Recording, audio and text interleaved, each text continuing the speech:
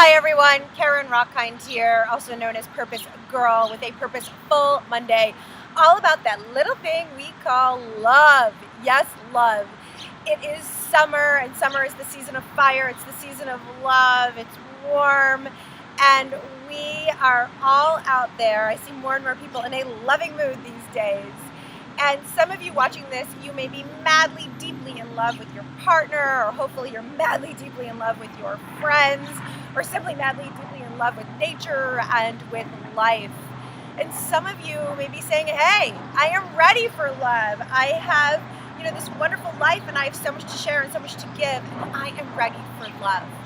This has been a week for me, really surrounded by and talking about love. Some of you may have seen that I've partnered with a colleague, and we're holding focus groups with people. We've done 2 focus groups with women. Don't worry, guys, we're going to do a couple with you as well, saying, hey, what's going on with so many fabulous, wonderful people not having the love that they want in their life? And can we share stories? Can we share ideas? Can we share information of what works and what doesn't work, and all of these things in order for all of us to have the love that we want in our lives?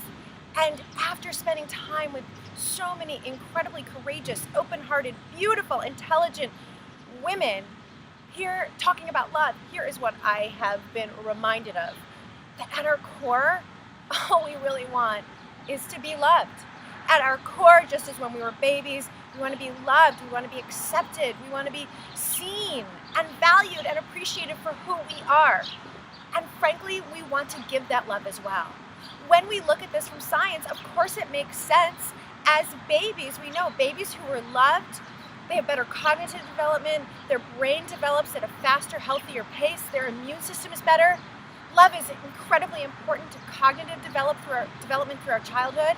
And frankly, we even know as adults that when we are not being touched enough, there's something called touch hunger, right? Or skin hunger. You may have heard of this, where literally what happens is when we're touched in a nice, sweet way, whether holding hands or a hug, that touch produces oxytocin, the love or the cuddle hormone, and that helps us feel more relaxed. It helps us feel more content, right? Those are feelings we want to make us happier in life. And when we're sitting in isolation in our cubicles or on our computer at a coffee shop, or we're living by ourselves, as so many of us, I am and so many of us are, we're not necessarily getting as much touch as we need. And we know that our brains on love, when we look at someone and we smile, something happens called positivity resonance, and our brains in that loving feeling start to mirror each other. It's healthy for us, it's good for us. And you may be saying, well, that's great, but if I don't have the love in my life, what can I do about it, Carin? What can I do? Here's the thing. Even if you don't have that romantic partner in your life right now, you still can be the loving human being that you want. So experts say, I've heard this said, that when you want love in your life, be loving, right? Are you being loving to yourself? And I don't mean just giving yourself a bubble bath or a manicure for you guys going out and playing another round of golf. That is amazing self-care. What I mean by are you being loving to yourself is when we're in relationship with someone else, we honor them, we respect them, maybe we write them sweet notes, we listen to them, we trust them. Are you doing that for yourself? Are you really listening to yourself? Are you telling yourself the words that you want to hear from a lover about how beautiful you are and how wonderful you are? Are you honoring your own opinions and respecting and trusting yourself, right? Also, are you loving others? Are you that person who is, when you see a friend, you're giving them a huge hug?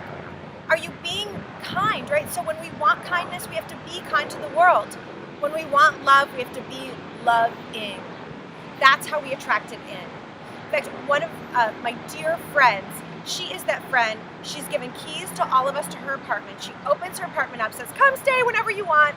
Every time you see her, she gives you a huge hug, a kiss on the lips, and she's just so loving. Well, guess what? Recently, she attracted the love of her life into her world at 47 years old. How? Simply because she was out and about in the world. I think she was out having a cocktail with a friend, started chatting up the people near her because she's just so friendly and kind. And immediately this person said, oh my God, I know your soulmate. So she was just out in the world being her loving, kind self, and love came back. Right? So when we want kindness, we need to give kindness. When we want love, we need to give love. And when we want touch, we need to give touch. appropriate touch, right? But touch. We need it. Your skin needs it. Your heart needs it. Your brain needs it. And we know humans need it, right? So with that, here's my challenge for all of you this week and for myself. Let's be the loving, kind, supportive, appropriate touch people, hugging people that we want back. And let's see what happens. So with that, I hope you have a fabulous week, that you love yourself, you spread love, and you give it to others. And therefore, you live purposefully and you love life. Have a fabulous week. Bye for now.